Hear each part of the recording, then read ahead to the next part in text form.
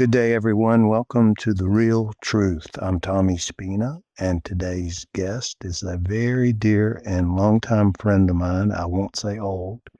Uh, my in a prior life, my pharmacist, Charlie Maple. Welcome to the show, Charlie.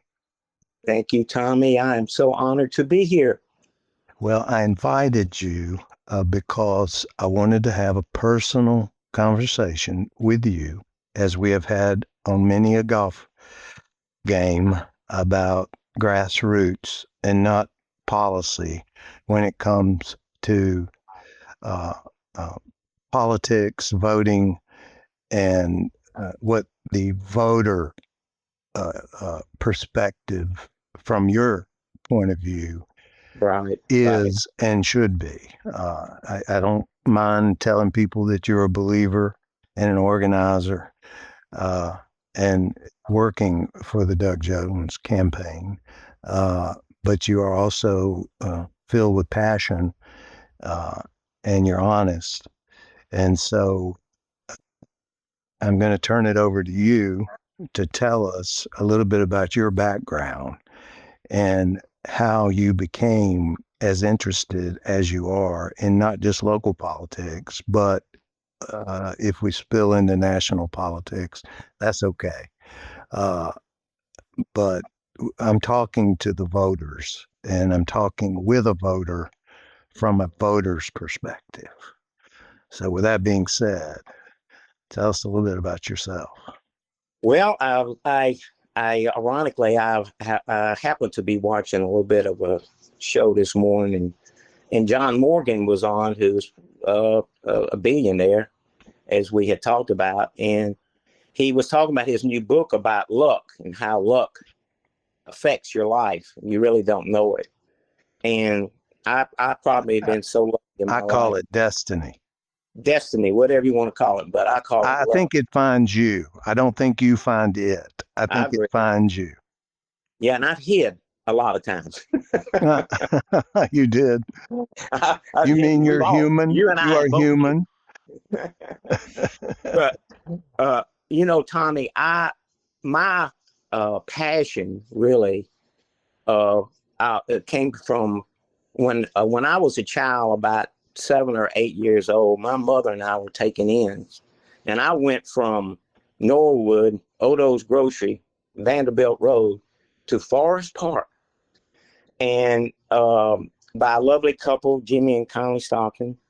And I was able to go to Avondale School, and then I went to Ramsey, and and then of course I went to Howard, which was Sanford, and got a pharmacy degree. But what things that happened to me along that way, I really think sort of really apply, and I'd like to talk a little bit about how that's affected me, and how I think the viewers or your listeners will appreciate this and maybe pass some of it forward. So when Well, I was we one of the need greatest, we need to certainly encourage young people yeah, to well, I'm get going to off get the to sofa. it is all about young people. So I'm going to end on that note. So just real briefly, a couple of things happened to me in my life that made a big change. The first one was probably in 1960. I'm in front of Marita Bread. I don't know if you remember where Marita Bread was downtown. Yeah. Because we could walk across the street, and if they had bad bread, they give you a loaf, because we just 2-day-old bread. 2-day-old. I always thought it was pretty good, though. It's pretty fresh. And I remember getting on that bus, and when I got on that bus, Tommy, at that time, there was a black lady sitting there, and at that time there was a signs there, black, and where the black could sit and white could sit. And for some reason, she was probably midway, I don't know, maybe almost at the second door, and I sat down, and she was behind me, maybe two, and of course they had the panel there. And this guy gets on the bus, sits down, and I'm just driving, going home, and he gets up and he moves the sign from where she was sitting to behind her. Huh. So I'm going like, I'm a freshman at Ramsey, went out for football, of course, which was my passion. And I just got up and I put the sign back. Anyway, make a long story short, when the bus pulled off, she and I were on the corner, standing there. But I don't know who that lady was. I hope I see her again one day. But the look in her eye gave me a feeling that I had never had as a child in my life. And that moment made a huge difference in how. So why I did what I did, I don't know. But all I knew, it was wrong. And in this day and age, there's a lot of people walking around right now knowing if this ain't right, this is wrong. And the second greatest thing that ever happened to me was in 1963. My guy who I owe everything, whatever I am for, and I had great parents, but Coach Mutt Reynolds was everything to me, everything to me. And he gave me a chance. I was little, and he gave me a chance. I came about and became a fairly decent football player, but I couldn't work hard enough for Coach Reynolds. But in 1963, he called me and 3 other players. I won't mention their names, and he said, "We got a black gentleman coming here, and you guys want to escort him around." And I'm going like, "Yeah, that's okay. We'll do it." Because I already had this sense from that first experience. Sure enough, I'd take point, and he'd be in the middle, and we'd take him from class to class to class. And I watched that kid, and I watched how people react, and I'm looking at people how they reacted to it. I'm at Ramsey, though. Ramsey like a bohemian bakery. You got Jews, you got Lebanese, you got Syrians, you got Italians, but we're getting people who are, coming from outside and all. But make a long story short, years later, I had my first drugstore, which was in Kingston, Maple Discount Drugs and Beauty Supply. I went to Kingston. I had 3 stores, but that was my first store in Kingston. And one Which day, is this podcast goes all over the place, and you okay, might that describe Kingston as the poor side of town. The poor side, but it was a wonderful neighborhood. I loved that store. I had that Kingston store, and then I had I went from Kingston to Claremont to Altadena. Kingston, Claremont's pretty affluent, and then Altadena was affluent. So I went from one end of the spectrum to the other, but nothing was like my Kingston store being there. It was fantastic. And so I'm at that store one day and the phone rings and I answer the phone. The doctor gives me a prescription, and the doctor was the same kid that I ushered around that school. Wow. Needless to say, he thought that. Did he remember you? Yes. And we talked, and we had a few words to say, but when I got off the phone, I thought, wow, what a moment that was for me. And those 2 incidences, those 2 things made such a difference in my life. All the sports I played and everything, all the drugstores I had, nothing compared to what Coach Reynolds and that lady did for me. Well, working in that neighborhood and knowing that one of nominee Doug Jones' platform plans is to expand Medicaid, can you Absolutely. address what you saw in those years as it relates to Medicaid? I suppose it was in existence back then. It was first starting coming in. I remember at that time we were using my little Royal typewriter, and carbon paper. And carbon paper, and I would have to fill out the Medicaid forms, and it was great. It was great, for that area that I was in Kingston, it was great. You know, people were able to get their medications. And actually, the profit margin, I'm just talking business wise, wasn't bad at all. It was certainly better than what I ended up with the PBMs and all. Nevertheless, that's another story, and I don't want to get into that. But Well, but what do you but I think did. drives the resistance to Medicaid expansion? Oh, it's all tribal.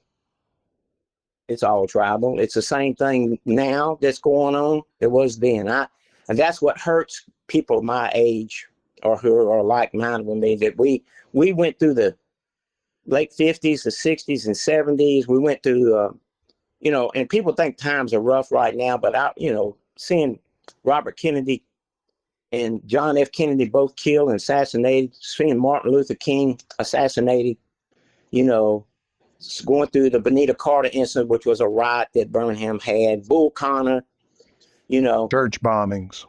church bombings, and the thing about it was, one thing that when I went into that store, I knew I was going to make it in that store because, well, for one thing, I'm going to go back a little bit. One of the jobs I had after I lost my little bit of walk on at Howard at Sanford is I got a job at Jefferson Foundry, which was, my God, it's a foundry, and it was right there on down from Stock and Valve.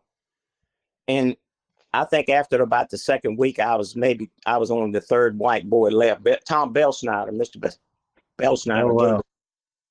gave us a job. And needless to say, that how life is. My first drugstore was about 3 blocks from Jefferson Foundry. And I remember when I first opened it, didn't have any money, had to borrow money from a friend to open the store. But I knew I knew I could make it. And one of the first customers I had was a guy named Rat Killer. He said, "Charlie, what are you doing?" I said, "Well, this is my store." I said, "I went to pharmacy school." He taught me how to cut mold, and how to, but, and so he sort of passed the word around, and the word got around about me. And one of the things that I thought that's lacking is one thing that I did when I opened that store, and that it was a tough area. But one thing I thought was really good, and I think people are really, really missing, is that when I opened that store, I said to myself, I'm giving everybody that comes in my store 100% respect. And as I said, because I thought to myself, these people have had to earn things that they shouldn't have had to earn. The right to vote, the right to have a home. They had to work. The Voting Rights Act, we watched all that come about. And so that moment, them coming in there, I say, look, man, you got 100% respect. And it worked for me. And the people respected me. I supported the churches. I got involved, but I gave people respect. And it was respect that I didn't think they really needed to earn. I felt like I was being a privilege to take care of them, because I go back to those 2 incidences that affected me and made me feel that way. It gave me that sort of a psyche towards it. But you recognized even in those years that there was a healthcare gap, Oh yeah. healthcare access gap. It was a health access gap, and the federal government dropped the ball. But they got an opportunity through Medicaid, and it was great. It was all, 80-90% of my store was Medicaid. And but I also saw, and this is what Doug, Doug went after and got those bombings. People don't realize what churches meant. I saw it firsthand, and that that occasion right, that really affected me, that bombing situation, and kudos to Doug. And I'm gonna tell you something. I don't know, but there's certain people in my life I can look at and I know this is a good person, and Doug Jones is a good person. I know that in bones. Tuberville's campaign brands Doug as DC Doug, arguing essentially that he's a national Democrat, but not an Alabama one. Now, my take on that is Coach is going backwards in life.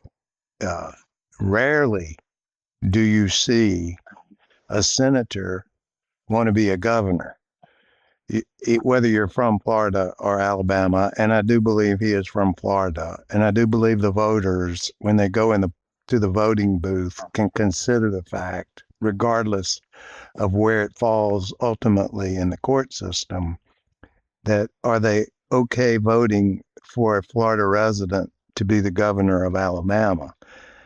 But I know, I know that Doug, while serving 3 years in the Senate, probably accomplished more than Tuberville in his term in the Senate, particularly as it relates to veterans, which really the PAC Act he voted no against. He voted no against promotions. He voted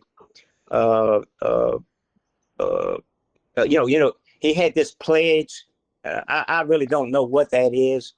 That he was pledging supposedly his salary. I don't know. I don't think that ever really evolved. It never happened. So Tuberville is coaching all the stars, but I don't think he's coaching the guys that are really struggling at the bottom, trying to make the lineup, going out there every day, giving it all they got. The walk-ons. Stars. Yeah, the walk-ons, the guys like me and you, the guys that, So I think we can talk coaching in vernacular or sports vernacular all we want, because I don't see Tuberville coaching all of us. I see Tuberville coaching just his quote unquote stars. Well, and go ahead. I think one of the things that I think that I'd like to talk to you guys about that really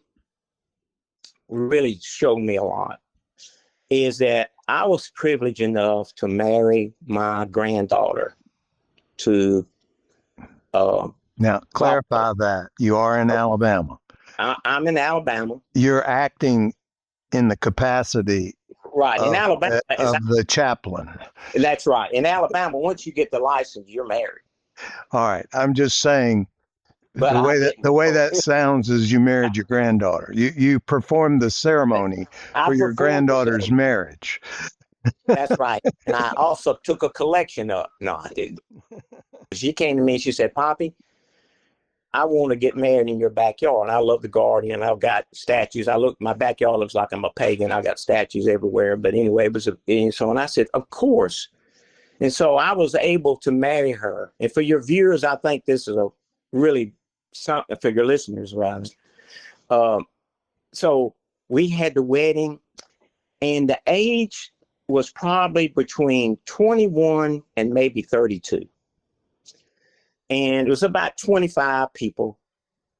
And we of course, we had I had the ceremony, and then we ate, and then we broke out some drinks. We're starting to drink. And at the end of it, I noticed we started talking, and they wanted to know that here's the young people. They wanted to know about what was it like? What was it like? So and so. And I told them these stories that I just told you, and some of these stories about it. And for all you young people out there listening, this is really, really important. I told them how important, how people actually died for you to be able to vote. But I could tell from the conversation, the terms were in their minds that they just didn't feel like they were being seen, or they just feel like they just didn't know what to do. They just felt like they were sort of helpless. And so I looked at him and I said, let me tell you something. There's something that I used to tell my granddaughters. If you don't shoot the ball, you don't score. Uh-huh. And they looked at me and I said, let me tell you something. There's only one thing that you got to do. The shooting the ball to score is to vote. How important it is to vote. And because if Every you vote makes a difference. every vote counts. If you don't, and these guys, look, some of them used to box. So we talked about boxing. I did a little of that shuffling around, and the sports. They were all the ITs, finance, and they were all nurses. So and but you could tell they were wandering, and so I told them about how important it is that when you vote, I'll never forget when that first, and I know a lot of you people out there listening, when you got that I remember the first time I voted and I got that little patch they put on you when you vote. Sticker. Sticker. I wanted to run out and tell everybody who I voted for and why they should have voted for me. I was so proud because you know why? I told them because I felt like for me, I was on a team. I was on a team. I might have not voted, but for your player, but I was on a team. And how important it is that they realize that this is about being on a team. These are things that that there's no better feeling to know that you're doing something that can really make a difference. But the problem is they don't. A lot of these kids down there, they don't see it. A lot of it is social media. A lot of it is, it's just the way politics is being handled. But I'll tell you this: I asked them. I said, something is wrong. I didn't even have to say who to vote for or what to vote for. You know what's right. All of us out there know what's right. A lot of people out there, they're looking for off ramps, but all they got to do is think about. They know what's right and wrong. And but having those, Tommy, having those young people around me, I don't ever want to go to a party with old people again. It was wonderful. And they listen to you, and they appreciate that you've made it to where you've made it. That's right. And but because that's where I'm sorry, Tommy. Nobody talks to them. No, they talk at them, but they don't talk to them. But it ain't what you say, it's how you say it. Well, and they when it was all said and done, they want to all get back together, and I know, and I'm going to get back together with them again. And I was getting ready to go down there and start helping more with Sarah down there at Doug's at the campaign. With the campaign, because as I understand it, we got in 2020. I could be wrong about this, but we had about 900,000 votes. Was that right? That is correct. Alabama hasn't elected a Democratic governor since 1998. But 900,000 votes with that Doug got, right? Yes, and he lost this same matchup by 20 points with Tommy Tuberville in 2020. So what I'd like you to address is that gap. I mean, 900,000 votes would win this election, depending on what the other side turnout is. But that gap was in my backyard. Well, what are the rest of us missing? I don't know. Looking back, from where you stand now, looking back, what did we miss? Well, we miss our history. We're missing who we are. We're missing respect. You look at right now. The one thing that I have fought against all my life, and I've had to fight against, is a bully. being bullied. You got certain people that bully, but then you have political bullying, and that's what's going on right now. Our politics are bullying us. But you know how you At both a national and state level, you think? after both national and state level. But do you know how do you know how? I'll tell you a story. I'll tell you how I learned about bullies. Okay, how to handle bullies. I'm at St. Paul's, and there's a bully, and every day this bully, he just knocks me around. And he knocked me down one day, and I'm crying. And back in St. Paul, they had a little porch where the sisters used to sit. And I guess I don't know, 5. And People don't know that you're short like me. yeah, I'm pretty short. Is like that you, why you were bullied? Yeah, no, I never felt short. Or were you bullied because you were Italian? No, I was bullied. No, I was bullied because I was just short. And no, but you have to ask a bully why they bully.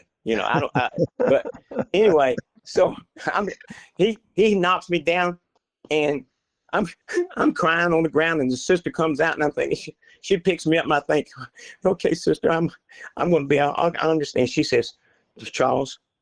She looks at me. She takes my cheek, my chin. She puts it up. She said, Charles, look at me. Listen to me. Sister Mary Francis, I think that was her name. I don't remember. Of course. Had to have 2 names. Had to have 2 names. And I always had a ruler right there in that sleeve. Yes. Anyway, store. And you can only see the eyes and barely the chin. You think the back of the hand hurts? Wait till you get to the back of the neck. That's when it really caught. Anyway. I grew up there too. Anyway. So she says, look at me. She says, quit crying. I said, yes, sister.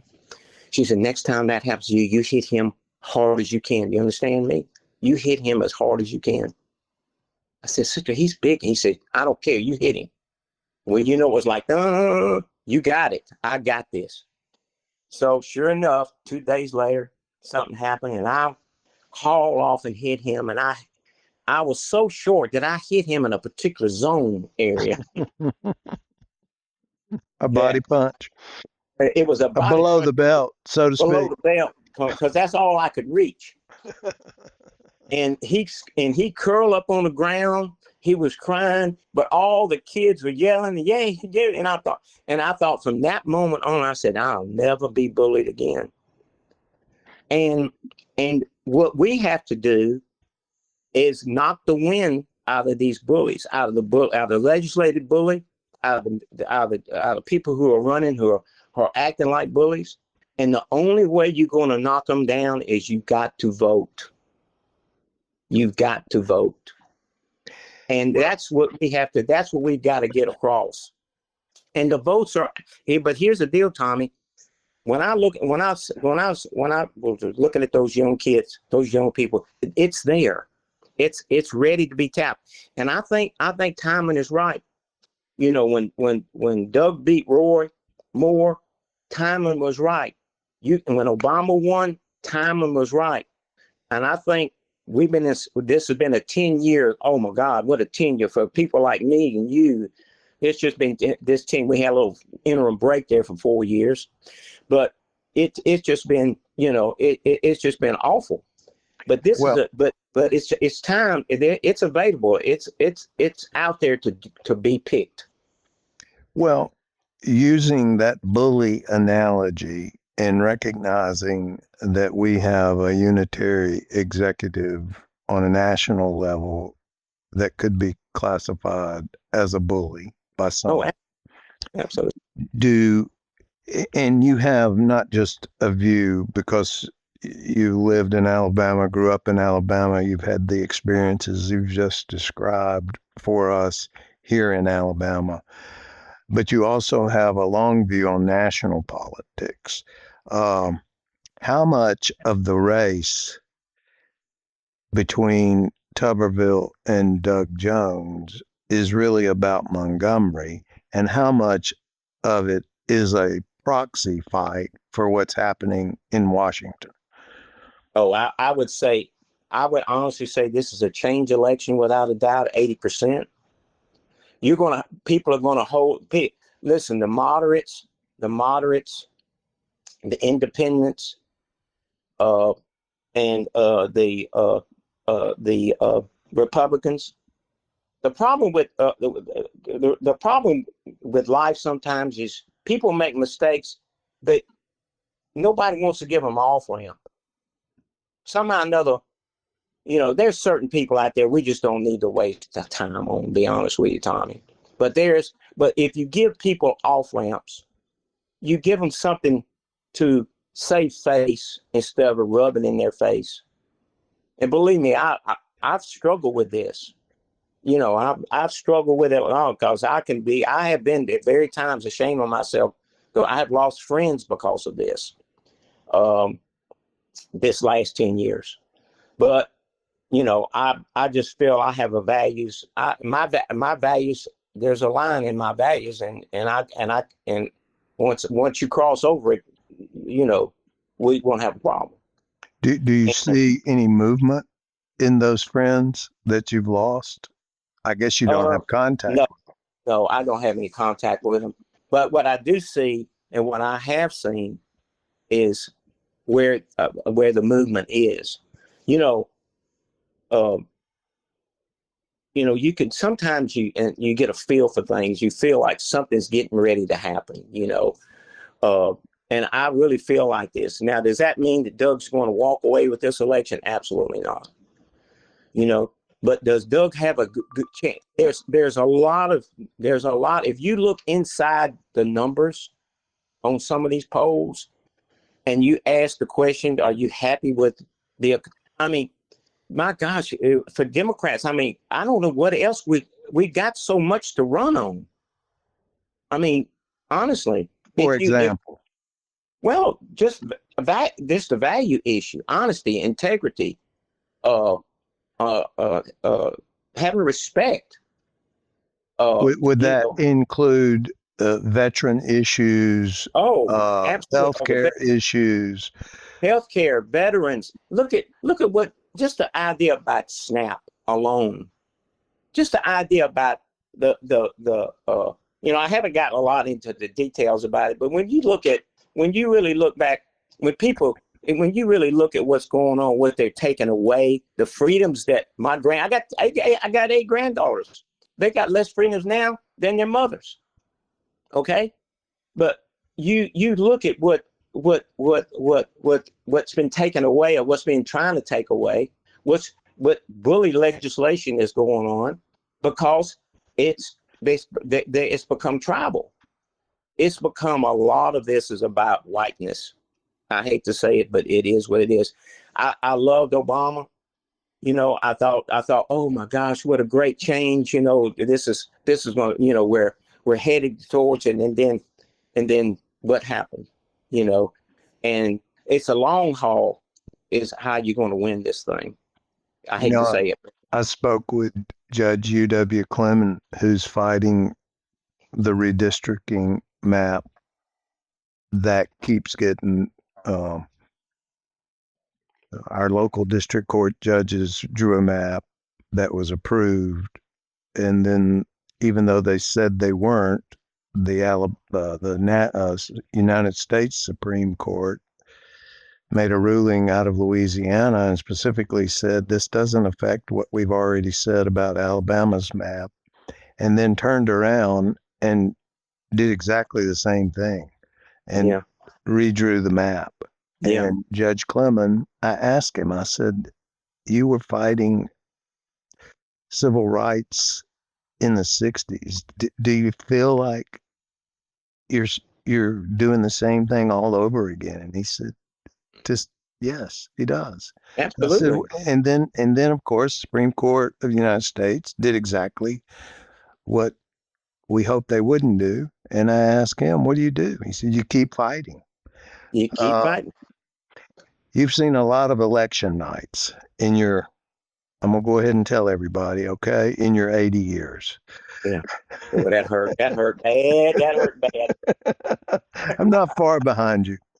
Doug did get 920,000 votes and lost in the Tuberville 2020 Senate election.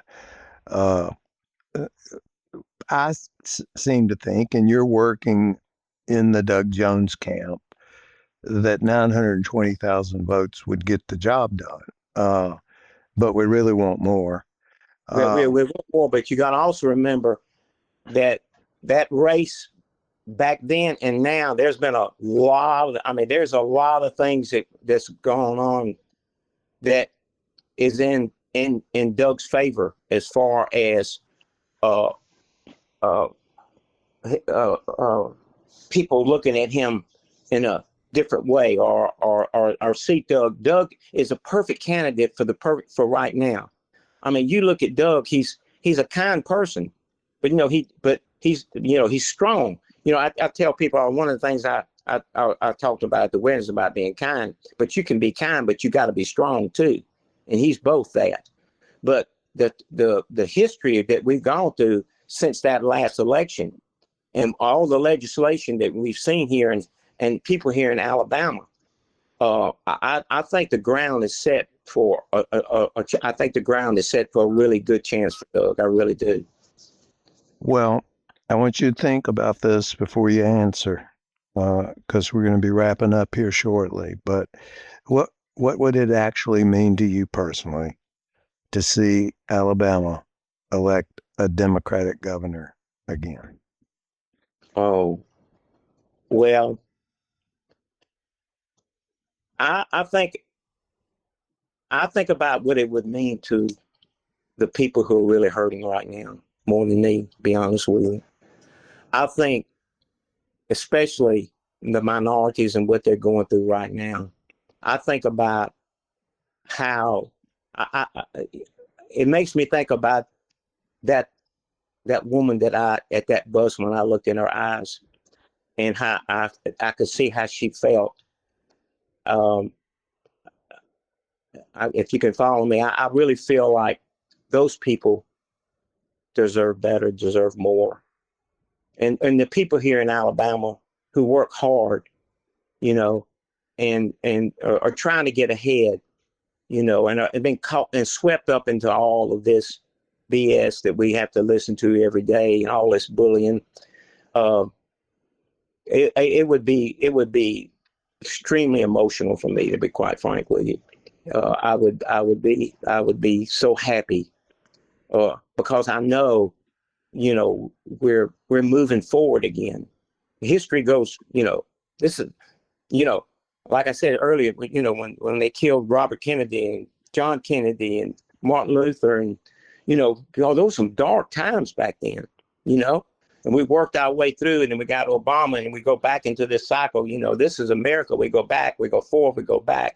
But at some point in time, and I think this is where the youth is going to make the change. I keep telling, it's up to you guys.